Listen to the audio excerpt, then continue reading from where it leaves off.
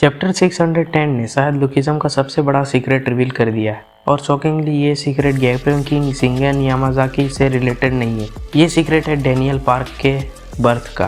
क्योंकि अगर मेरी थ्योरी सही निकली तो डैनियल सिर्फ सेकंड जनरेशन का प्रोटैगनिस्ट नहीं है, वो प्री जेन का एक ऐसा राज का रिजल्ट है जिसे पीटीजे 600 चैप्टर से छुपा रहा है। सुनने में क्रेजी लग रहा है ना?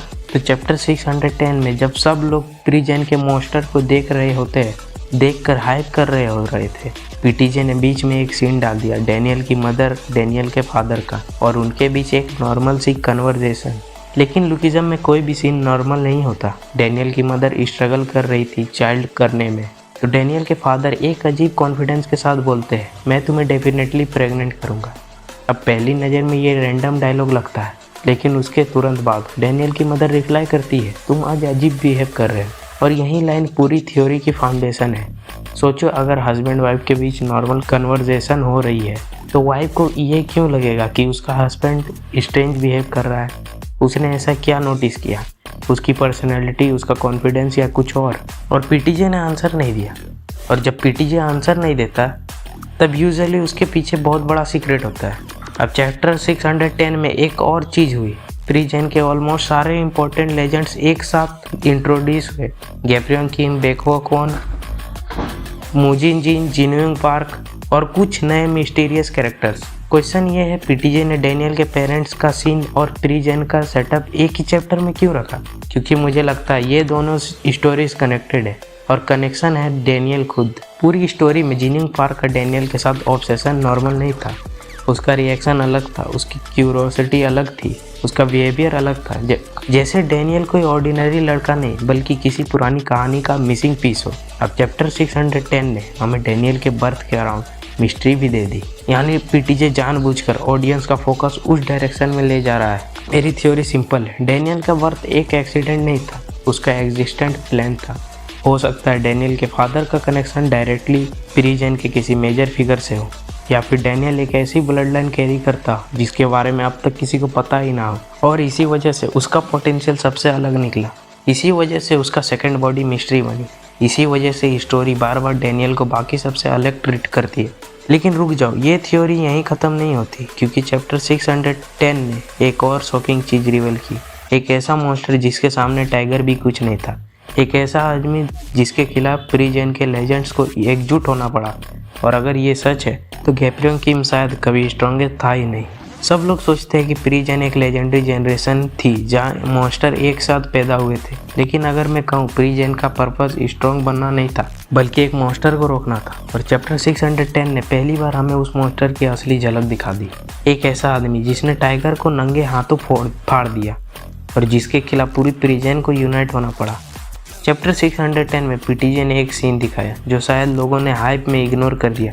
शिंगन एक जायंट टाइगर और अगले ही मोमेंट टाइगर लिटरली उसका हाथों में फटा हुआ। अब देखने में ये सिर्फ एक ऑरा पैनल लग रहा है, लेकिन पीटीजे जब किसी को इंट्रोड्यूस करता है तो उसका पहला फिट उसकी नैरेटिव वैल्यू डिफाइन करता है। गैप्योंग को लीडर दिखाया गया, जिन्योंग को जीनियस, मुजिन को फाउंडर, बेको को फॉलन हीरो, लेकिन शिंगन उसको ह्यूमन से ज़्यादा मॉन्स्टर दिखाया गया। और यही सबसे डेंजरस बात है, सबसे बड़ा सवाल। अगर गैप्योंग किंग स्ट्रॉन्गेस्ट था तो फिर चैप्टर 610 में बार बार यूनाइट देम ऑल वाली बात क्यों हो रही है? सोचो, गैप्योंग, बेको, मुजिन जिन, जिन्योंग पार्क और बांगो और पता नहीं कितने मॉन्स्टर। अगर गैप्योंग किंग अकेला इनफ था तो अलायंस की ज़रूरत ही क्या थी? मुझे लगता है पीटीजे हमें एक गलत नैरेटिव बिलीव करवा रहा था। हम सब सोचते रहे गैप्योंग स्ट्रॉन्गेस्ट है, लेकिन रियलिटी शायद ये थी, गैप्योंग है तो होप है और शिंगन है तो पावर है। दोनों अलग चीज़ें हैं। हिस्ट्री में भी अक्सर स्ट्रॉन्गेस्ट आदमी किंग नहीं बनता, जो लोग को यूनाइट कर सके वो किंग बनता है। और चैप्टर 610 एग्जैक्टली ये हिंट कर रहा है, गैप्योंग लीडर था लेकिन शिंगन डिजास्टर था। अब एक और चीज़ नोटिस करो, चैप्टर में सेव द वर्ल्ड और ईट द वर्ल्ड के पैरेलल्स दिखाए गए हैं। ये रैंडम डायलॉग नहीं है, पीटीजे आइडियोलॉजी इस्टेब्लिश कर रहा है। एक साइड पर वो लोग हैं जो प्रोटेक्ट करना चाहते हैं, दूसरी साइड पर वो लोग हैं जो डोमिनेट करना चाहते हैं। और मुझे लगता है शिंगेन उस सेकंड आइडियोलॉजी का रिप्रेजेंटेशन था। वो सिर्फ फाइटर नहीं था, वो एक वॉकिंग कैटास्ट्रोफ था। बांगो का सीक्रेट रोल। अब यहाँ इंटर होता है ली बांगो, हाओरंग स्वॉर्ड का सक्सेसर, और ऑनेस्टली उसका इंट्रोडक्शन बहुत सस्पिशियस है। पीटीजे नॉर्मली किसी कैरेक्टर को इतनी ऑरा के साथ इंट्रोड्यूस नहीं करता जब तक फ्यूचर में उसका बड़ा रोल ना हो। मुझे लगता है बांगो प्रीजेन का गोकिम था, या शायद उससे भी डेंजरस, क्योंकि जब ब्रूट फोर्स फेल हो गई तब स्ट्रेटेजी और असासिनेशन का रोल आता है, और स्वॉर्ड यूजर्स यूजुअली इसी कैटेगरी में होते हैं। मेरी प्रिडिक्शन है कि प्रीजेन का फ्लैशबैक एक्चुअली टूर्नामेंट या गैंग वॉर नहीं होगा, वो सर्वाइवल स्टोरी होगी। एक साइड गैफ्रियोंग, बैको, मुजिनजिन, जिनयुंग, ली बांगो, और दूसरी साइड शिंगेन और पूरी की पूरी यामाजाकी सिंडिकेट। और जितना हम सोच रहे हैं कॉन्फ्लिक्ट उससे कई गुना बड़ा होगा। लेकिन यहाँ एक और शॉकिंग पॉसिबिलिटी है, और ये थ्योरी सबसे डेंजरस है। क्या हो अगर शिंगेन विलन था ही नहीं? क्या हो अगर हिस्ट्री को डिस्टॉर्ट करके सुनाया गया हो? क्या हो अगर गैफ्रियोंग और उसके अलाइज विनर नहीं थे, इसलिए उनकी स्टोरी हीरो वाली लगती है, और शिंगेन की साइड कभी प्रॉपरली सुना ही नहीं गई? पीटीजे पहले भी ऐसा कर चुका है। जेक, किमेली, सैम्यूल सब पहले विलन लगे थे, बाद में उनकी साइड समझ आई। तो क्या शिंगेन के साथ भी वही होने वाला है? गैफ्रियोंग किंग हीरो नहीं, शिंगेन विलन नहीं, और डैनियल पार्क शायद उस वॉर को दोबारा रिपीट करने के लिए पैदा हुआ है। चैप्टर 610 ने हमें आंसर्स नहीं दिए, उसने हमें एक वार्निंग दी है। जब मैंने चैप्टर 610 पढ़ा मुझे एक चीज़ बहुत अजीब लगी। पीटीजे ने हमें प्रीजेन के लेजेंड्स दिखाए, गैफ्रियोंग किंग, बेको क्वॉन, मुजिनजिन, जिनयुंग पार्क, ली बांगो और शिंगेन। लेकिन ध्यान दो, पीटीजे ने हमें वॉर नहीं दिखाई, पीटीजे ने हमें आउटकम नहीं दिखाया, पीटीजे ने हमें बस पीसेस दिखाए, जैसे कोई पजल सॉल्व करने दे रहा है। और जब मैंने ये पीसेस कनेक्ट किए तो एक बहुत डेंजरस पॉसिबिलिटी सामने आई। आज तक हमें क्या बताया गया? गैफ्रियोंग गुड गाय है, शिंगेन बुरा आदमी है, यामाजाकी एनिमीज है, बस यही। लेकिन अगर स्टोरी इतनी सिंपल होती तो पीटीजे 600 चैप्टर तक मिस्ट्री क्यों बनाता? क्यों हर कैरेक्टर के पास्ट में ग्रे शेड्स होते हैं?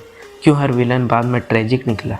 क्यों हर हीरो के हाथ भी गंदे निकले? सिंपल, क्योंकि पीटीजे को ब्लैक एंड वाइट स्टोरी पसंद ही नहीं। मुझे लगता है प्रीजेन की वॉर पावर की नहीं थी, आइडियोलॉजी की थी। गैफ्रियोंग दुनिया को बचाना चाहता था, शिंगेन दुनिया को तबाह करना चाहता था, और इन दोनों के बीच जो क्लैश हुआ उसने पूरी कोरिया की अंडरग्राउंड हिस्ट्री चेंज कर दी।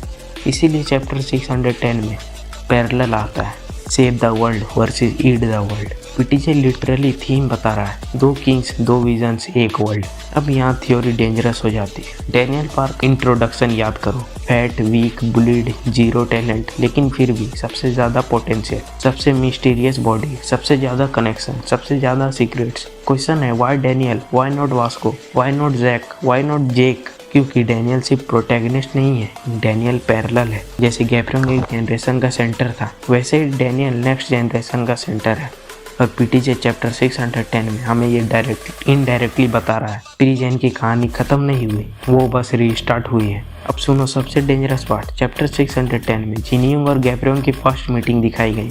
बहुत लोगों ने इस पैनल को कैजुअली देख लिया, लेकिन मुझे लगता है ये सीन फ्यूचर में सेटअप है, क्योंकि लुकिज्म की हर बड़ी ट्रेजेडी एक मीटिंग से शुरू हुई थी। जेक, सैम्यूल, गन और गो, चार्ल्स और गन, सब कुछ एक मीटिंग से शुरू हुआ। और पीटीजे हमें बता रहा है प्रीजेन भी इसी तरह बना था, एक एक करके पीसेस जुड़े, फिर एक मॉन्स्टर अलायंस बना, फिर दुनिया बदल गई, एग्जैक्टली वैसे ही जैसे करंट टाइमलाइन में हो रहा है। मेरी प्रेडिक्शन है करंट वॉर सिर्फ यामाजाकी वर्सेस फिस्ट गैंग नहीं है, ये प्रीजेन का रीमैच है। Daniel is equal to new Gapryong king, विनजिन नया जिन मुजिन, वास्को नया बैको क्वॉन, और कहीं ना कहीं यामाजाकी साइड पर भी नए शिंगेन खड़े होंगे। हिस्ट्री रिपीट होने वाली है, लेकिन इस बार एक डिफरेंस है, प्रीजेन अपनी वॉर जीत कर भी सब कुछ हार गई थी, दोस्ती, फैमिली, लेगेसी सब टूट गया। लेकिन डैनियल की जनरेशन को सिर्फ वॉर नहीं जीतनी, उन्हें फ्यूचर भी बचाना है। और अगर मेरी थ्योरी सच है तो चैप्टर 600 का सबसे बड़ा इंपॉर्टेंट कैरेक्टर शिंगेन नहीं, गैफ्रियोंग नहीं, जिनयुंग नहीं, डैनियल का फादर है, क्योंकि पीटीजे ने उसे बिना रीज़न चैप्टर में प्लेस नहीं किया। और मुझे लगता है उस आदमी के पास प्रीजेन का वो सीक्रेट है जो सेकंड बॉडी मिस्ट्री से डायरेक्टली कनेक्टेड है, वही सीक्रेट जिसकी वजह से चार्ल्स चोई ने पूरी गेम शुरू की, वही सीक्रेट जिसकी वजह से जिनयुंग टूट गया, और वही सीक्रेट जो डैनियल को दुनिया का सबसे इम्पोर्टेंट इंसान बना देता है। सोचो क्या हो अगर डैनियल पार्क की स्टोरी एक्चुअली चैप्टर 1 से नहीं प्रीजेन से शुरू हुई होती, तो क्या होगा अगर चैप्टर 610 लुकिज्म का फ्लैशबैक नहीं बल्कि फाइनल सागा का प्रोलॉग हो।